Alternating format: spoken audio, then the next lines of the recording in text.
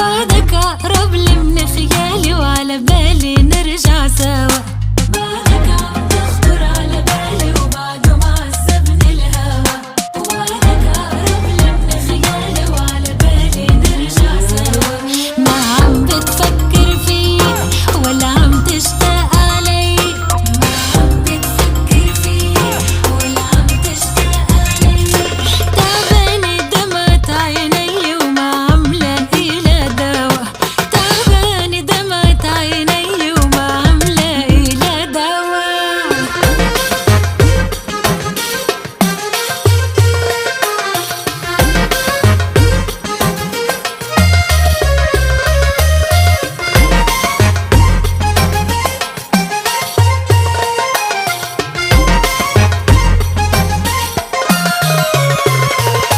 يا حبيبي وينك ناسيني؟ بهون عليك تبكيني. اشتقت لك ترجع تحكيني تخبرني شو صار. يا حبيبي وينك ناسيني؟ بهون عليك تبكيني. اشتقت আসসালামু আলাইকুম, welcome back to my channel. আমি মায়া ঢাকা থেকে বলছি। আপনারা সবাই কেমন আছেন? আলহামদুলিল্লাহ, আমি তো আপনাদের দোয়ায় আল্লাহর অশেষ রহমতে ভালো আছি। দূরে এবং কাছে যে যেখান থেকে আমার ভিডিওটি দেখছেন সবার জন্য রইল অনেক অনেক দোয়া এবং ভালোবাসা। ঈদের পরের দিন চলে আসলাম মেয়েকে নিয়ে, ছোট বোনকে নিয়ে আমরা সবাই ঘুরতে আসলাম। তো এখানে কথা বলতে বলতে টিকিট কেটে অলরেডি আমরা ভিতরে ঢুকে গিয়েছি। তো এখানে টিকিট ছিল 30 টাকা করে সব সময়, আর ঈদের জন্য 10 টাকা বাড়িয়ে দেওয়া হয়েছে। তো ভিতরে ঢুকে দেখি মাশাআল্লাহ অনেক সুন্দর। আমার মেয়ে এর আগে একবার আমার কাজিনদের সাথে এখানে আসছিল, তো মেয়ে গিয়ে রিভিউ দিতেছিল, আম্মু অনেক সুন্দর জায়গা, চলো যাই। তো ঈদের পরের দিন আর কি করব, চলে আসলাম কাজিনদের সাথে। তো এখানে আমার মামতো ভাই দেখা যায় পোজ দিতেছে আর আমার ছোট বোন ছবি তুলে দিতেছে। আসলে সবাই মোবাইল হাতে নিয়ে ব্যস্ত ছিল ছবি তোলার জন্য, আর আমি ব্যস্ত ছিলাম ভিডিও করার জন্য। যেহেতু আমার বন্ধুদের সাথে, আমার আপুদের সবার সাথে শেয়ার করতে হবে, তো এখানে আর কি আমি একটু ভিডিও করতেছিলাম। এখানে ট্রেন চলতেছিল।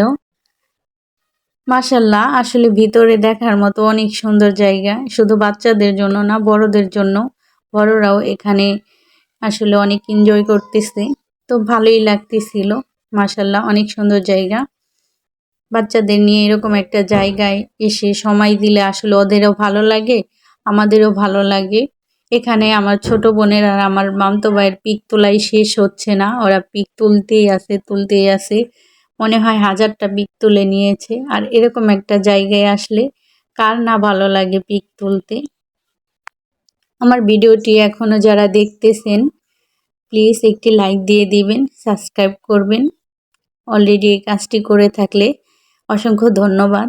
এই তো ট্রেনের রাস্তা, মাশাআল্লাহ দেখতে ভালোই লাগছে। পার্কের ভিতরে অনেক লোকজন, ঈদের পরে তো আসলে সবাই একটু বের হয় বাচ্চাদের নিয়ে ঘুরতে। তো এখানে এসে ভালো লাগছে সবাইকে একসাথে দেখতে পেয়ে।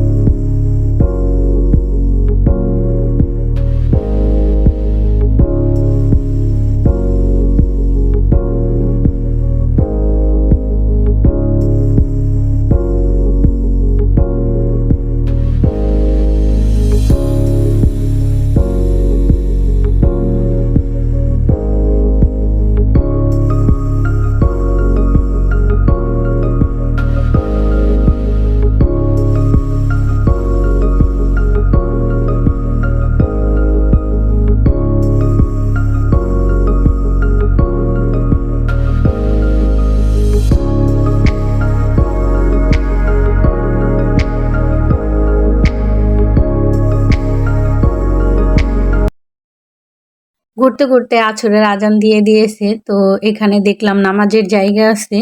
তারপর আমরা নামাজটা পড়ে নিলাম। আর এখানে নামাজের জায়গাটা দেখে আমার কাছে অনেক ভালো লাগছিল। এরকম যদি সব পার্কেই নামাজের জায়গা করা হতো তাহলে অনেক ভালো লাগতো, সবাই নামাজ পড়তে পারতো। আমার কাছে এই বিষয়টা অনেক ভালো লেগেছে। এই নিয়মটা ঠিক আমার কাছে সৌদি আরবের মতো লেগেছে। সৌদি আরবেও ঠিক একই নিয়ম। মানুষ ঘুরতে বের হোক বা কোথাও যাক, সব জায়গায় নামাজের জায়গার ব্যবস্থা করা হয়েছে। রাস্তায় কিছুক্ষণ গেলেই দেখা যায় আপনি গাড়ি থামিয়ে নামাজ পড়তে পারবেন। তো আমার কাছে এই বিষয়টা অনেক ভালো লেগেছে। আর এখানে ঘুরতে, ঘুরতে আমার মেয়ের ক্ষুধা লেগে গিয়েছে। তো আমরা সবাই ভাবলাম এখন একটু খেয়ে নিই। তো এখানে অনেক সুন্দর জায়গা ছিল, রাজকীয় জায়গাও ছিল। দেখেন কি সুন্দর! আগেকার দিনে রাজারা যে বসে খেত, তো সেরকম জায়গা দেখার মতো। তো আমি একটু ভিডিও করতেছিলাম। এখানে আপনারা একবার হলেও আসবেন, ঘুরে যাবেন। এটা হইছে মরিচা পার্ক আমাদের ঢাকায়। এটা ঢাকা কেরানীগঞ্জে। তো আসলেই বুঝতে পারবেন আসলে জায়গাটা কেমন। এই তো আমাদের খাওয়া-দাওয়া শেষ। এখন বের হয়ে যাব। মাগরিবের আজান দিয়ে দিয়েছে। সবাই ভালো থাকবেন, সুস্থ থাকবেন। আল্লাহ হাফেজ। আসসালামু আলাইকুম।